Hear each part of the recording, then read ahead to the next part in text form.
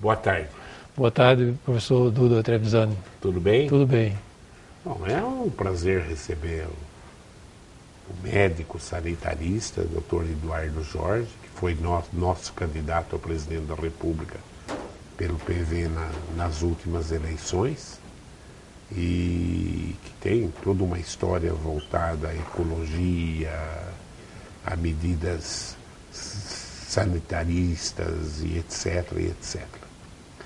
E é uma alegria hoje, estamos aproveitando a presença dele em Bauru, até ele vai explicar por que ele está em Bauru hoje, né? É ele que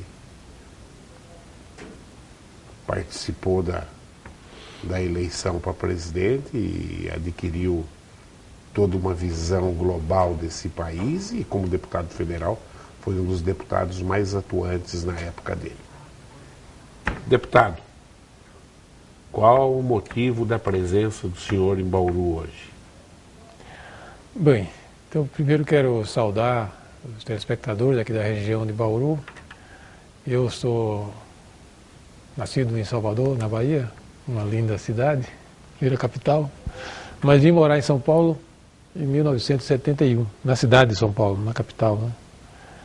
E toda vez que eu viajo pelo interior de São Paulo, tenho viajado muito porque desde 1982, na primeira eleição que o Partido dos Trabalhadores disputou, eu fui fundador do Partido dos Trabalhadores, um dos fundadores, porque eu vinha já da resistência à ditadura militar, desde 17, 18 anos. Graças a Deus consegui me formar como médico e ter uma profissão, né? Não fiquei, consegui, vim para São Paulo, trabalhando em São Paulo, e fui um dos fundadores do Partido dos Trabalhadores, porque eu era já da saúde pública, por concurso, eu e minha mulher, e fomos morar na periferia mais pobre de São Paulo, participando daquela organização de movimentos populares, fui fundador do PT, fui deputado na primeira leva que o PT elegeu em 82, quando o Lula foi candidato contra o Montoro. Lembra disso, né? Lógico. O saudoso governador Franco Montoro, que, aliás, tem um centenário do nascimento dele esse ano, né? Esse ano. Que é um dos políticos mais importantes da redemocratização brasileira. Aliás, a liderança principal do processo de redemocratização, que teve a grandeza, sendo ele governador eleito do estado de São Paulo, abrir mão da sua candidatura natural para se aliar a Tancredo Neves e derrubar a ditadura. É verdade. Então, eu estou nesse processo já há tempo. Então, como deputado estadual do Partido dos Trabalhadores, em 83, 84, nós só tínhamos deputados da Grande São Paulo, do ABC de São Paulo, nós tínhamos que viajar pelo interior para ajudar a formação do partido. E eu, vindo lá do Nordeste, cada vez que eu viajava pelo interior de São Paulo, eu me admirava com a beleza, né? Com a grandeza, né?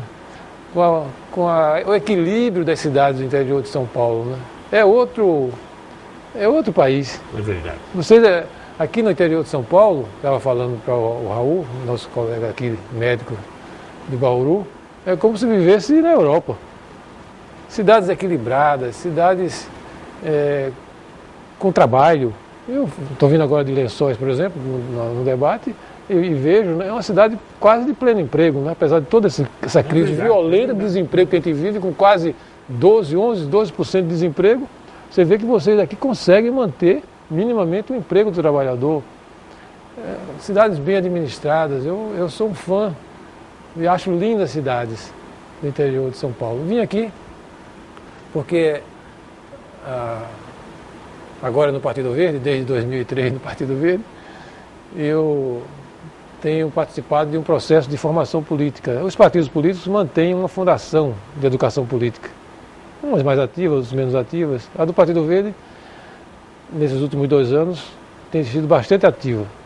Eu trabalho como médico de saúde pública até hoje, 39 anos de serviço, mas nos finais de semana, porque sextas, sábados e domingos, eu tenho me colocado à disposição do PV, por causa da fundação, e tenho viajado com eles, aliás, coordenado por um belo quadro ambiental daqui de vocês, da região de vocês, que é o Tófano. O ex-deputado Tófano. Que foi deputado federal. Foi professor do Grupo Prevê durante 14 anos. Pois é. Então, o Tófano, com a sua experiência em educação ambiental particularmente, é um dos coordenadores dessa nossa fundação no Brasil todo. Com ele, eu já fui a Roraima, ao Acre, ao Amapá, ao Ceará. Então nós estamos rodando, porque a fundação tem esse papel. Independente de... A fundação não faz campanha política, nem deve fazer. Aliás, não pode fazer. Claro. Quem faz é a direção nacional do partido, né?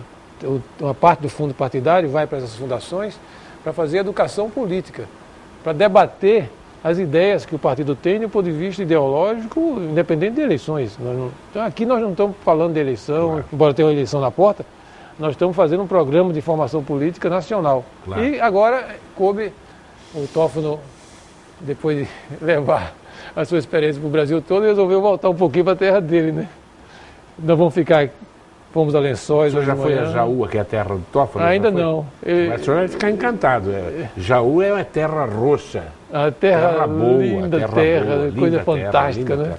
Você não vê um palmo de terra perdido na região. Então fui a Lençóis hoje de manhã. Também terra roxa. Também. Muito linda, cidade muito bem organizada. A mesma faixa de Jaú de Lençóis. Você vê que a parte da agricultura lá, principalmente de cana, é muito forte, né? E uma indústria moderna, que se modernizou muito nos últimos anos, do ponto de vista ambiental e econômico. É verdade. Aqui, daqui a pouco vamos a Pederneira, depois vamos a Ourinhos e amanhã a gente tem uma conversa aqui em Bauru. Então a ideia é essa, né? O Partido Verde pediu aos seus quadros com alguma experiência na área administrativa. Eu fui secretário de saúde 2 vezes em São Paulo, 2 vezes secretário do meio ambiente. Então ele pede a esses quadros do PV que tem mais experiência administrativa e alguma tradição já na discussão ideológica para ir nos estados, nas cidades e conversar com os simpatizantes. Os filiados, claro, mas não só com os filiados, com todos que querem discutir conosco essa ideia chave, né, que o Partido Verde trouxe no mundo todo para a discussão, isso na década de 60, 70 do século passado, que é o chamado desenvolvimento sustentável, que como é uma coisa muito nova, embora bem falada nos últimos tempos, mas ainda é muito nova, né, é muito importante que as pessoas que têm isso na sua vida já incorporado, já tiveram alguma experiência administrativa, falem com os jovens, com os empresários, com os trabalhadores, com os agricultores, mostrando que essa ideia é uma ideia possível de ser colocada em prática, mais do que possível, necessária de ser colocada em prática o mais urgente possível para o bem do nosso planeta, principalmente dos nossos netos e bisnetos. Nós que somos velhos, eu sou velho, porque a Organização Mundial de Saúde... A Organização Mundial de Saúde fala que a partir de 60 anos, tecnicamente, nós somos velhos. Né? Mas o que é que... E tive muitos filhos. Eu e minha mulher tivemos 6 filhos. Meia dúzia? Meia dúzia. Empatou comigo. nós somos homens do século XX, né? E hoje ninguém mais quer ter isso. Né? A televisão não tinha a influência que tem hoje. Mas eu falo isso pelo seguinte, que claro, o amor pelos filhos e a família é algo insubstituível. Mas tem uma coisa que a gente ama mais ainda, os netos. Verdade. É incrível Quantos como netos, Eduardo? Por enquanto, só um. Eu fico revoltado, porque eu tenho 6 filhos. 9-1 de mim, eu tenho 9 netos. 6 filhos e só tenho um neto, né? Mas o que tem a ver isso com o desenvolvimento sustentável? Eu quero que o meu neto, né, viva num mundo onde os recursos naturais não estejam esgotados, né? Isso é uma questão... É importantíssima essa vivência pessoal que eu quero transmitir nesse período em que ainda tenho força e ânimo, né, de conversar sobre política a todas as pessoas. E coloco isso à disposição do PV. É isso que a gente está fazendo aqui, conversando sobre a tese-chave do Partido Verde no mundo todo, que é o desenvolvimento sustentável. Bom, você viu um médico e uma simplicidade e uma simpatia excepcional. Aliás, era a imagem que o Eduardo Jorge mostrou durante as eleições. Claro, não teve aquele aparato onde os banqueiros entraram em peso na época, apoiando principalmente os governos A, B, C em cada caso. Os banqueiros aqui no Brasil são mutantes, onde acha que ganha, vai o grosso. Mas o Eduardo conquistou muita gente, nós inclusive adquirimos uma admiração toda especial para ele. Essa foi uma coisa muito interessante, se você me permitir. Claro. Porque teve uma... Como chegou a ter essa candidatura, né? O Partido Verde é um partido de ideias. E o que nós discutimos no começo de 14, né? Olha, é um partido de ideias, que numa eleição, num país importante como o Brasil, é um grande país no mundo hoje todo, né? Não apresenta suas ideias, para que existe, né? Então tem que sair candidato. Mas o candidato nosso era, pelo menos o que eu defendi na direção nacional, era o Gabeira, que é um quadro excepcional, preparadíssimo do ponto de vista político, foi deputado federal muito experiente, entende bastante de meio ambiente, é fundador do Partido Verde, veio do exílio, quando voltou da ditadura militar caindo, ele veio do exílio com a ideia do Partido Verde, ele e outros, ele ficou na Suécia muito tempo exilado. Então o meu candidato e o candidato do PV preferido era o Gabeira, mas o Gabeira, já com 70 anos, voltou a ser jornalista e disse, não, Eduardo, pelo amor de Deus, deixa eu ser jornalista um pouco para cuidar da minha família. Mas, se é uma questão familiar, então é intransponível. Né? Se fosse questão política, eu ia ficar enchendo seu saco para ser candidato. Mas ninguém pode. A família é uma coisa muito importante, né? A profissão é uma coisa muito importante. Né? Então o Gabeira não foi candidato, ficamos sem candidato. Aí, em fevereiro de 2014, na reunião do Diretório Nacional, não tinha outro candidato. Falei, Eduardo, você foi secretário de Saúde de São Paulo 2 vezes. Secretário de Meio Ambiente de São Paulo, cidade de São Paulo, 2 vezes. Então, seja candidato. Claro. E eu fui como voluntário, né? Porque... E levou a ideia do PV. Exatamente. Mas isso que era importante. Eu sou voluntário, amigo do Partido Verde Nacional, mas com 2 condições. Eu sei que é uma coisa difícil, porque como o Duda falou, já tinham 3 candidatos poderosíssimos, com estrutura econômica e aparelhos de Estado à sua disposição, poderosíssimos. Claro. Então a nossa ideia era uma ideia missionária, de manter viva a chama importante do PV no Brasil, mas com 2 condições. Eu digo, primeiro, né, eu não quero dinheiro de empresas. Eu não quero fazer campanha com dinheiro de empresas. Eu já fui deputado federal 4 mandatos, estadual 1 mandato, 20 anos de deputado federal.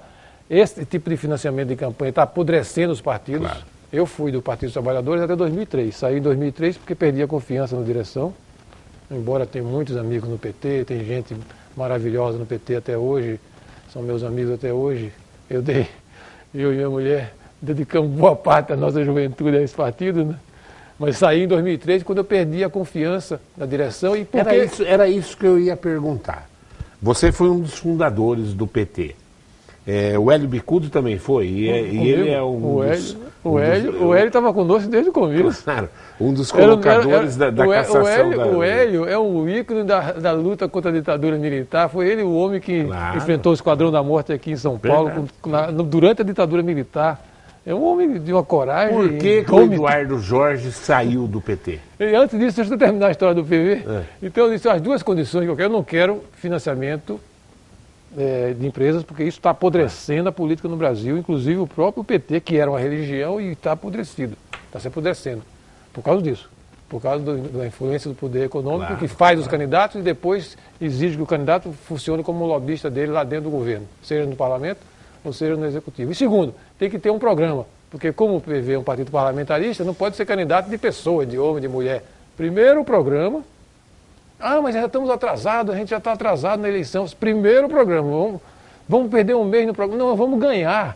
Nós ficamos um mês discutindo o programa, então em abril de 14 a gente colocou um programa no ar, que está até hoje no site do PV, quem quiser, 32 páginas, que fala desde o desenvolvimento sustentável até a política externa. Então foram as 2 condições, e foi uma coisa muito importante, porque não deu para a gente enfrentar aquelas 3 grandes candidaturas com o poder econômico por detrás. Claro. Mas manteve a ideia do PV vivo, mostrando que essa ideia merece continuar existindo na política brasileira. Essa foi a tarefa da campanha. Nós poderíamos ter tido mais votos na campanha de 2014 se a polarização entre a presidente Dilma, o Aécio e a Marina não fosse tão forte. Porque é engraçado, porque muita gente tinha simpatia pelo que eu defendia, e principalmente na juventude, o pessoal mais novo, e alguns velhinhos que pensam bem, mas eles sabiam que a gente não tinha chance de passar de 1% ou pouco, e queriam saber quem é que ia para o segundo turno. Então, no primeiro turno, eles já fizeram um voto estratégico. Eu não critico eles, porque eu tenho simpatia pelo que Eduardo Jorge fala no PV, mas eu quero saber se vai a Dilma, o Aécio ou a Marina, porque eu tenho preferência. Polarizou por A, B ou C. Então, no primeiro turno, o pessoal que vota no PV, que é o pessoal que pensa, o PV não tem voto de cabresto, porque tem voto de cabresto na direita e na esquerda, voto de curral na direita e na esquerda. Mas o eleitor do PV é um eleitor mais livre, é um eleitor mais liberal nesse aspecto político, né? Então ele pensa, né? Então eu fiquei satisfeito, né? A gente fez um papel, influenciou na campanha e manteve o PV vivo, né? Manteve o PV vivo, verdade, que é uma coisa muito importante. Quanto à outra questão, você queria saber, era sobre a... Por que que o senhor saiu do PT tendo sido fundador do PT? Essa é uma história que para mim sempre me emociona muito, porque eu e minha mulher e outros amigos meus, eu entrei na faculdade de medicina por uma porta e na luta contra a ditadura pela outra porta, desde 17 anos que a gente vem metido nisso. Isso era 67, 68, a gente veio nesse processo todo, jogou a nossa juventude tudo nisso. Não me arrependo, porque eu acho que foi muito importante essa resistência que terminou desembocando numa democracia no país. Nós já estamos no período de democracia mais longo da história do Brasil, e a democracia é sempre boa. Mas ele pergunta, mas Eduardo Jorge, mesmo com todos esses absurdos que estão acontecendo com a democracia, mesmo, porque se você contabilizar esses governos do Itamar Franco, do Fernando Henrique, do próprio Lula, você vai ver que houve coisas positivas para o Brasil. A gente tem evoluído, né? Depois vamos discutir a conjuntura e o descaminho do governo Lula e Dilma, mas mesmo assim o saldo positivo da democracia é importante, portanto não me arrependo de ter jogado a minha vida nisso, dedicado boa parte da minha vida nisso. E fui fundador do PT por causa disso. Eu estava na periferia, na população mais pobre de São Paulo, fui um dos fundadores, junto com gente como Hélio Bicudo, gente como o Paulo Singer, o Paulo Freire, pessoas sensacionais, pessoas maravilhosas do Brasil, a Lélia Abramo, que se envolveram nesse processo todo, sindicalistas, gente ligada à Igreja Católica, operários, dona de casa, agricultores. E era um partido que tinha um ideal muito forte, político, socialista muito forte, uma influência muito grande do socialismo marxista-leninista, é verdade, né? Mas e muito forte, né? Era uma verdadeira religião para a gente. Nós vivíamos para isso. Ainda bem que a minha mulher era uma mulher fantástica, que eu praticamente me joguei nisso. Eu só precisava mandar uma pessoa em Roraima, porque teve um problema lá com os Yanomamis. Lá vou eu para Roraima, né? Morreu uma sindicalista no interior da Paraíba, assassinado pelo... Eu me joguei tudo nisso, né? A vida toda, né? E foi uma coisa importante, porque era um polo da democracia brasileira mais à esquerda, né, que influenciou muito todo esse processo, dialogando, batendo, criticando, às vezes de forma muito radical, até demagógica, mas dentro do processo democrático. O que aconteceu, né? Com a minha experiência na Constituinte e com a minha experiência em governar São Paulo no governo da Luiza Erundina, isso logo depois, em 1990, 91, quando nós milagrosamente ganhamos a eleição. Dizer, um partido revolucionário, de corte marxista-leninista muito forte, portanto muito radical, que defendia, na verdade, um processo revolucionário, ganha a eleição na cidade de São Paulo. Era, na época, a eleição de um turno só, é verdade, né? Ganhamos com 30 e poucos % dos votos, mas ganhamos. Então, essas duas experiências de fazer o processo constituinte e governar a cidade de São Paulo dentro da democracia, me levou a aceitar de novo o batismo da democracia e rejeitar aquelas ideias totalitárias e autoritárias do marxismo-leninismo e voltar a acreditar na democracia. Então eu passei dentro do Partido dos Trabalhadores a defender o diálogo, uma posição construtiva. Não vou fazer uma posição a qualquer custo para poder... Porque o projeto deles era ficar no poder eternamente. E uma oposição, muitas vezes, de tudo ou nada, né? Tudo ou nada. O que viesse do outro governo, mesmo que fosse coisa boa, era para votar contra. Lá no Constituinte eu vi que, apesar de eu ser uma pessoa muito radical, eu era da mais radical do PT, se você dialoga, se você conversa com os outros setores, conservadores, liberais, outros setores socialistas, você consegue construir uma via democrática para o país. Esse diálogo da democracia representativa é muito importante. E eu dizia, a esquerda tem que participar desse processo.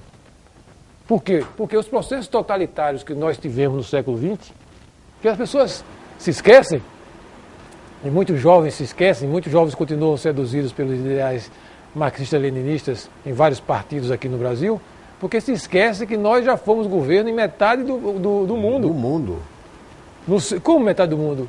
É aquilo que eu queria dizer à nossa querida Meia Europa.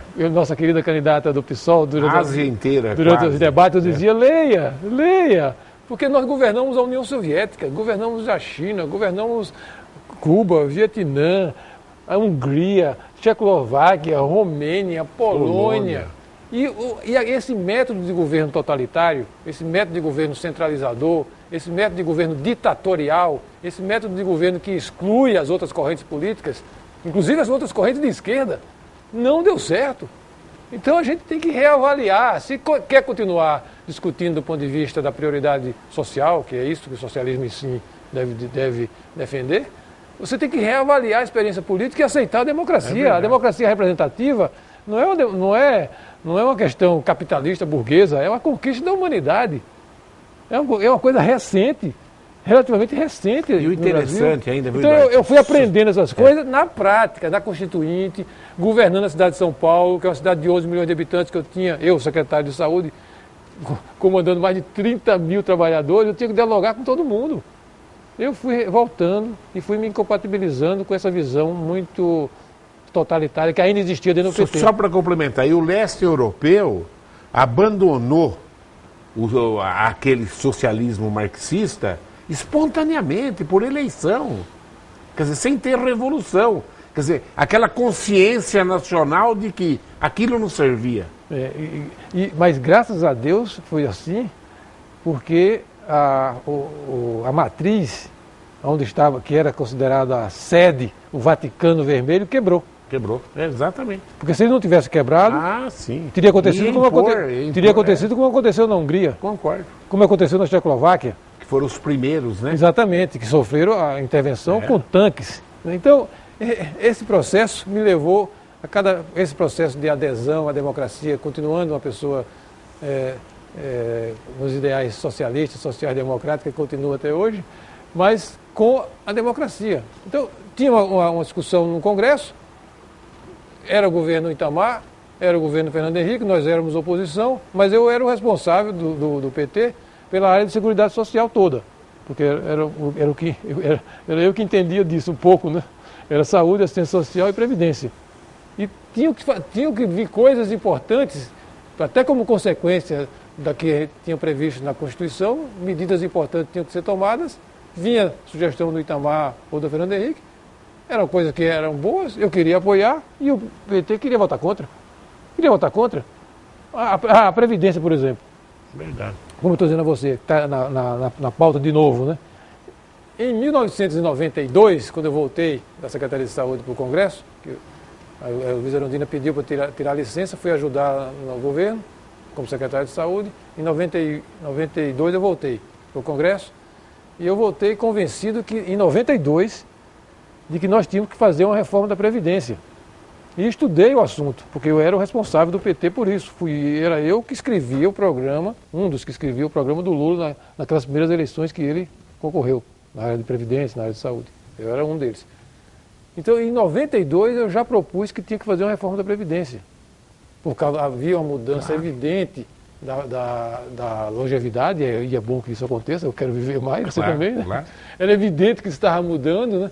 Era evidente que isso era uma coisa necessária. O mundo fez. Era evidente também uma questão que não se fala, que o Brasil tem uma série de sistemas de previdência de funcionários públicos, de juízes, de militares, de deputados, etc. Tal, que é insustentável e é injusto também. É uma questão demográfica, é uma questão do trabalho e é uma questão de justiça. Então, já em 92, eu queria propus uma reforma da Previdência e escrevi uma emenda completa e protocolei.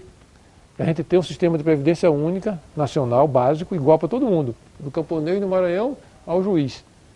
No básico, até no caso, na época eu defendia até 10 salários mínimos, era direitos e deveres semelhantes para todos. Acima de 10, seriam previdências complementares, onde a pessoa banca mais, né? Claro. Era um sistema também de justiça, né? Claro. Pois bem, o Fernando Henrique, que pensou em fazer uma reforma desse tipo, soube que tinha essa emenda minha, me chamou para discutir. O Partido dos Trabalhadores me puniu, me suspendeu, como espécie de Vaticano, dizia, você continua no partido, mas não pode falar. Claro. Agora tem isso também, né? E como eu era um sujeito muito disciplinado, eu acreditava que estava no partido que eu confiava e aceitava, eu fui aguentando tudo isso, né? Mas, na hora, eu fui vendo que aquilo dali era uma coisa antipatriótica, antinacional. Era um pensamento seguinte: primeiro o partido, depois o povo. Primeiro o partido, depois o Brasil. E isso é errado. Isso é errado. Aí, em 2003, a água do seu copo foi enchendo, aí a gota d'água... A Rússia pensava assim, primeiro um partidão, né? Uma gota d'água transbordou e eu saí em 2003. Né? Saí em 2003 e fui para o PV. Fui para o PV porque... Você já sentia a corrupção já no PT?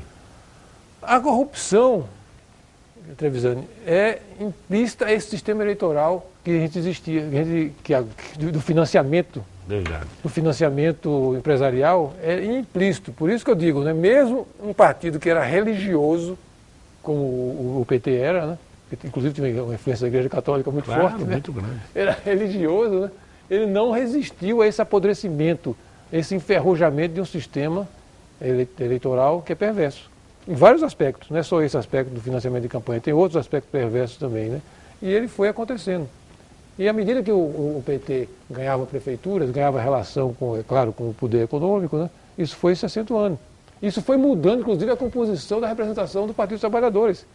Porque se no começo era eleito quem tinha mais militância, quem tinha mais trabalho social. E a partir de um determinado momento passou a ser eleito, dentro do Partido dos Trabalhadores, quem tinha mais intimidade com algum tipo de poder econômico. Era verdade. Já era fato isso. Antes do Lula ganhar. É verdade, sim. Então, só se acentuou depois, né? No ano que o Lula ganhou, os bancos apoiaram a vitória do Lula de uma maneira maciça, né? É claro, porque... Daí o Bradesco responsabilizado. Esse foi o setor claro. Econômico que mais ganhou com o governo dele. Né? Não tenha dúvida, que mais ganhou. É claro que, por exemplo, foi importante que o Lula desse continuidade ao programa de inclusão social. Isso ele não fala, ele diz que foi ele que inventou o Bolsa Família, né? Não é verdade. Foi o Fernando Henrique. Né? Quem propôs essa história da inclusão social, isso é uma discussão antiga, né? Na verdade, essas propostas de atuação focada, é chamada políticas focadas para os setores mais pobres, para poder incluí-los na economia, sabe quem foi que sugeriu isso na política mundial? O Banco Mundial e o FMI. Essas duas bêtes no ar da esquerda. É verdade. Então, quando isso era discutido na nossa época de oposição, o próprio Lula dizia: isso aí é esmola para impedir que o povo venha para o nosso lado e faça a revolução. Ele dizia isso nos encontros nossos. Tanto que as experiências que o Cristóvão Buarque, que já era do PT, fez lá em Brasília, a experiência que o Grama, que foi prefeito de Campinas, do PSDB, fez, e alguns tipos de bolsos desse tipo, né? O PT não apoiava. E depois, ainda bem, que quando aquela proposta dele do Fome Zero não deu certo, naufragou, ele adotou essa política e organizou mais. Mas veja, né, se você comparar o dinheiro que foi dado para os bancos, o subsídio que foi dado via o BNDES para as empresas amigas deles, com o que gasta com o Bolsa Família é pequeno. Muito pequeno. Minúsculo em relação a essas outras bolsas que ele deu a outros setores para se manter no poder. Só para chamar essa atenção de banco ainda, se me permite uma coisinha. Na crise dos Estados Unidos e na crise da Europa, os bancos sentiram. Aqui no Brasil, na crise brasileira, os bancos estão cavaleiros, estão todo mundo numa situação econômica maravilhosa. E continuam. Continua. Quem está em crise é o povo, o empresário e etc. A taxa chamada a Selic de 14,2,5 não existe. É recorde. E tem outras taxas. A taxa de empréstimo que o banco faz para nós que vamos tomar qualquer empréstimo. Hoje está em cerca de 150%, 160% por ano. Verdade. As taxas de 200, as taxas que os bancos 200, cobram dos empresários, dos trabalhadores, da classe média, para tirar qualquer empréstimo, necessidade da vida dele, é uma coisa fantástica, né? Eduardo, vamos vir para a aldeia agora aqui. Quais os planos do PT em Bauru, que tem um candidato que é médico como você, empresário também, e está aí entre os 2, 3 mais bem cotados na eleição bauruense? Eu, na verdade, nem posso falar disso porque nós não estamos ainda no período eleitoral, né? E a fundação, quando ele faz o seu percurso, nós temos esse compromisso, nós não estamos fazendo campanha. Mas eu posso falar então assim genericamente. O Partido Verde aprendeu também, eu sou recente do Partido Verde, porque eu sou de 2003 para cá, claro. Mas como eu sou velho, na política eu aprendo rápido, né? E os médicos gostam de estudar, né? Então eu aprendo rápido. Eu já vi que o Partido Verde também sofreu muitos problemas, não foi só o PT, o PSDB que sofreu problemas nesse percurso, não, o PV também. Né?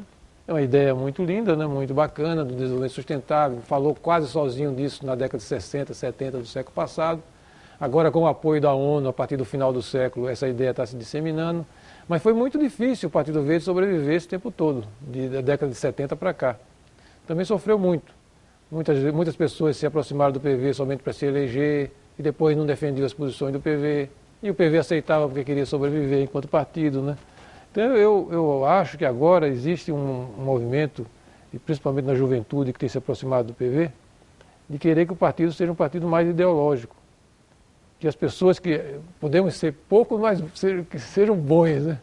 Porque, como ele é um partido de vanguarda, que está defendendo ideias de mudança na forma como o capitalismo e o socialismo devem trabalhar, produzir, consumir, para respeitar o meio ambiente e ter planeta para o futuro, é uma ideia muito nova ainda, né? Agora com uma audiência cada vez maior nesse século, ele é um partido de vanguarda. Então, hoje, a ideia que eu acho que está se consolidando dentro do PV é que é melhor ter menos, mas bons, muito bons, para poder defender essa ideia no parlamento, nas câmaras de vereadores e principalmente chegar a uma prefeitura, que é uma coisa já de você colocar na prática as ideias, né?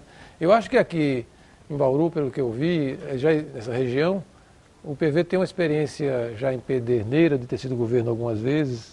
Pirajuí também. Pirajuí. A Pederneiras, inclusive, eu conheci uma moça que foi prefeita lá, Ivana, muito boa, muito preparada, né? Muito competente. Então, se aqui, voltando para Bauru, né? Se em Bauru, acho que nós temos 2 ou 3 vereadores, 3 vereadores agora, e tivermos um candidato, um candidato preparado, um candidato que não viva da política, tenha independência de ter sua própria profissão, ter um trabalho próprio, que isso é uma coisa muito importante que eu defendo hoje, que a pessoa, um dos males, uma das doenças da política brasileira é o sujeito ser político profissional. É o sujeito que entra na política e nunca mais pode sair, porque ele fica escravo da política. Ele depende da política para viver, vereador, deputado estadual, virou uma espécie de carreira, né? Uma espécie de profissão. Se a gente aqui em Bauru tem candidatos, como parece que temos chance de ter, que tem sua vida própria econômica, não depende da política. Isso é uma coisa muito importante para um partido com ideias novas como o PV. Então, se tivermos um candidato com essa característica, que parece que vamos ter, eu acho que será uma coisa muito boa. E se vencermos, numa cidade tão importante como Bauru, ele pode dar uma contribuição com suas experiências práticas para irradiar as ideias numa região muito grande. É uma região que, pela sua economia, pelo seu povo trabalhador, pela importância do seu meio ambiente, pode influenciar muito o estado de São Paulo, né? Eu acho que se o povo de Bauru quiser trabalhar conosco nisso, eu acho que vai ser muito bacana. Qual que você está achando que está sendo a maior dificuldade do governo do Temer? Ele assumiu há 20 dias, já estão cobrando soluções, o que é quase impossível. Mas qual a maior dificuldade dele? Está preso ainda a votação que vai ter no Congresso? Que hora que pode deslanchar a administração do Temer? Duda Trevisani, essa é uma história que a gente podia conversar há muito tempo. Não sei se tem mais alguns... Estamos quase acabando no nosso tempo, né? E essa coisa tão importante hoje para o país, né? Veja, né? Tem um antecedente que eu acho que é muito importante frisar, porque a mídia favorável à presidente Dilma continua batendo, até no exterior, que esse processo foi um golpe. É preciso ter muito clareza disso, né? Não teve golpe coisa nenhuma. Essa é a primeira questão. Isso é uma coisa inventada para justificar e manter, vamos dizer assim, os seus arraiais eleitorais sob controle. Claro. Então, o processo é totalmente constitucional. O Supremo Tribunal, que tutelou o processo, que discutiu e mandou mudar na Câmara várias vezes como deveria ser investigado a denúncia, aliás, feita por um homem que você se referiu aqui, foi o Hélio Bicudo. Claro. Quem entregou o papel com a acusação de desobediência das leis orçamentárias pela presidente Dilma foi Hélio Bicudo, um ícone da luta contra a ditadura militar, um fundador dos mais importantes do Partido dos Trabalhadores, que também se afastou do Partido dos Trabalhadores, e um ícone do mundo jurídico do Brasil. Não é qualquer. Foi o Hélio Bicudo. Se o Hélio Bicudo assinou, leia. Ele está com 93 anos. Eu liguei para ele completamente lúcido. 93 anos, magrinho, né? Vai durar ainda bastante tempo, né? Então, o processo foi completamente constitucional. Claro. O Supremo Tribunal, o STF, que tem organizado algumas mudanças, foi dos 11, 8 pessoas foram indicadas pelo próprio Lula e pelo próprio presidente. Quer dizer, essa coisa, eles estão tomando atitudes independentes de forma corajosa, né? Mas foi montado por eles próprios, pelo próprio, claro. Foi indicações da época do PT. Então, essa é a primeira questão importante que a gente tem que tranquilizar. E aquelas pessoas que apoiaram e pediram que a presidente fosse afastada, tenha essa segurança. Não se intimidem com essa história de golpe. Porque como o Brasil teve esse golpe militar de direita lá em 64, ninguém quer ser associado com a palavra golpe, né? Isso aí é um insulto. Isso aí é um insulto. E o PT sabe que é um insulto e tenta intimidar as pessoas com esse insulto. Não tem golpe. Não existe golpe. Não é golpe. É um processo democrático, constitucional. E sendo constitucional, e ela afastada provisória, que ainda vai ser julgada, que é uma coisa que eu queria falar mais adiante, no Senado, agora que começa o processo de julgamento, por enquanto era a admissibilidade daquela denúncia apresentada pelo professor Hélio Bicudo. Agora que é o julgamento no Senado. Não sendo uma questão constitucional, o que a Constituição prevê? Assume o vice. O vice de quem? Dela. Claro. O PMDB estava associado ao PT durante todo esse processo. O vice Temer foi escolhido em comum acordo com Lula, com o presidente Dilma, com os líderes do PMDB e do PT. E ele assumiu porque era o vice dela, é o que a Constituição prevê. Eu não votei. Eu votei em mim, é claro, né? Mas as outras pessoas não votaram no Temer. Quem votou no Temer, né, foi quem votou na Dilma. Claro. Se é o Temer hoje que assume, é porque a Constituição diz isso e porque eles votaram nele e nela. Claro. Agora, né? É claro que é um governo muito, vamos dizer assim, uma base muito frágil, né? O que pode se esperar? Primeiro, da interinidade. Essa é uma coisa importante que a gente tem que ter consciência. Ele é governo por alguns meses. Esse governo interino e precário que ele montou, que coloca ele muito dependente do Congresso, é por alguns meses, porque ainda vai ter a votação. Ela foi afastada por 55 votos provisoriamente. Se a presidente Dilma, o Lula e o PT reverterem 2 votos de senador e cair para 53, ela volta. Volta agora, em setembro, para o desastre do país, para o desastre dos trabalhadores, dos empresários que estão falindo com o governo dela. Então é uma coisa muito precária ainda. Ele vai ter um governo mais definitivo se o Senado, lá para agosto, setembro, confirmar com 54 votos que ele continua e que ela não volta mais.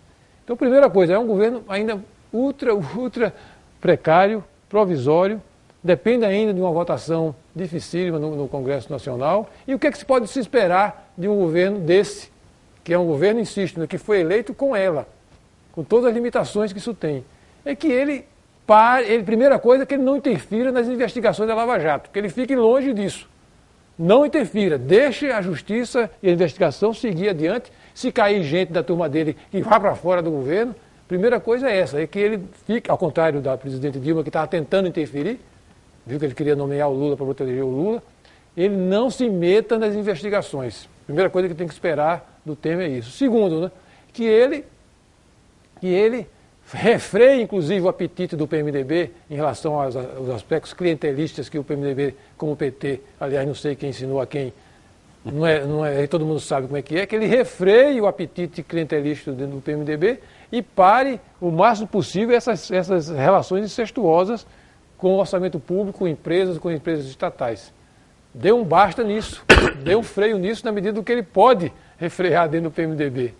E com isso, né, o Brasil ganha um fôlego, começa a reverter um pouco essa crise econômica, não toda, porque a crise é gravíssima, mas que pelo menos o desemprego diminua, que os gráficos, em vez de ir em direção ao abismo, comecem a voltar a subir o emprego, a indústria volta a se fortalecer, os trabalhadores começam a ganhar novos empregos, para em 2018, o povo decidir novamente um rumo mais de longo prazo. É isso que a gente pode esperar de um governo provisório desse, né? Deixa a Lava Jato trabalhar.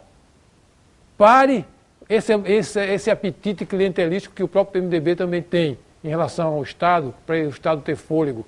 E terceiro, comece algumas medidas importantes para que a gente saia da curva descendente do desemprego, do fechamento de indústria, de falências, e comece a estabilizar para que o povo tenha uma nova chance em 2018.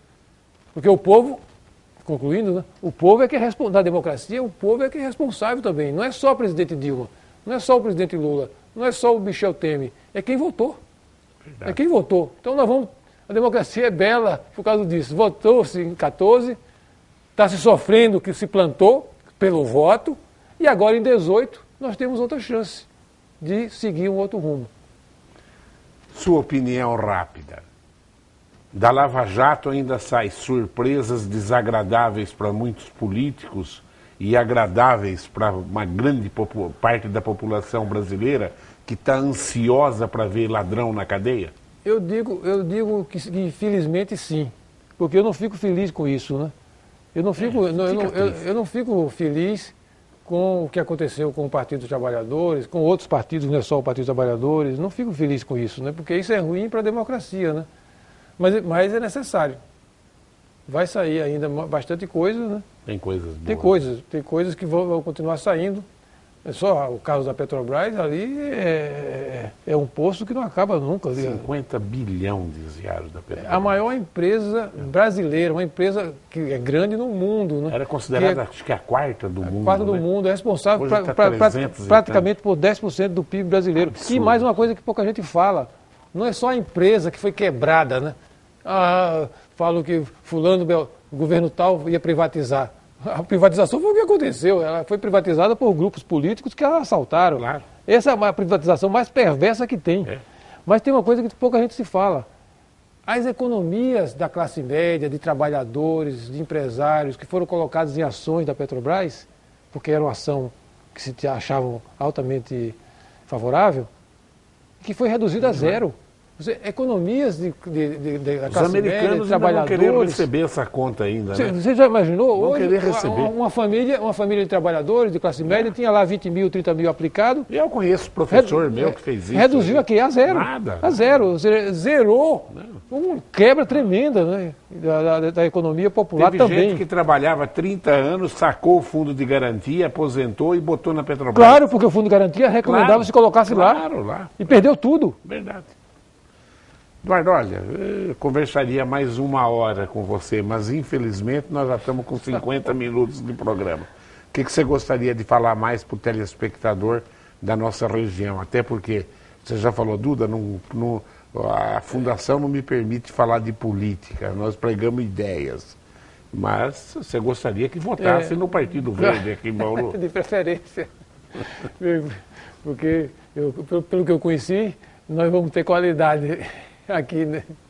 Mas o que eu acho mais importante, né, é que o interior de São Paulo, que eu insisto, né, são as cidades brasileiras mais equilibradas, liderem esse processo de desenvolvimento sustentável que a ONU vem coordenando no mundo inteiro. Agora a ONU lançou os chamados Objetivos do Desenvolvimento Sustentável. São 17 objetivos bem estabelecidos, desde de você zerar a pobreza extrema no mundo até 2030, né, até a substituição das energias sujas por energias limpas. É algo que eu peço que os candidatos, sejam do PV ou de outros partidos, tomem contato com os 17 objetivos do desenvolvimento sustentável que a ONU lançou agora em setembro de 2015. É praticamente um plano de governo. E cidades, insisto, né, belíssimas e organizadíssimas, como no interior de São Paulo, pode dar um exemplo disso no Brasil. Sugiro, então, que os candidatos do PV, é claro, mas dos outros partidos também, estudem esses 17 Objetivos do Desenvolvimento Sustentável da ONU, lançado lá na Assembleia Geral da ONU de setembro de 2015. Eduardo, foi um prazer falar com você. Viu? Obrigado, tá? Obrigado, viu? Tá aí, você vê uma das grandes inteligências do PV hoje no país. O Eduardo tem uma biografia fantástica, uma história só dedicada à preocupação com minorias, com justiça. Poderia falar muita coisa aqui, a gente que conhece um pouquinho da vida dele, até eutanásia, pena de morte, etc. Vamos ver se numa outra vez que ele passar por Bauru, volta aqui, que aí nós não vamos falar de política, vamos falar das ideias suas, que eu conheço um pouquinho delas, viu? Tá bom, obrigado. Foi um prazer ter você obrigado, aqui, viu? Tá? Eu agradeço a sua audiência e continue aí ligado nos horários alternativos da TV Prevê. Tchau.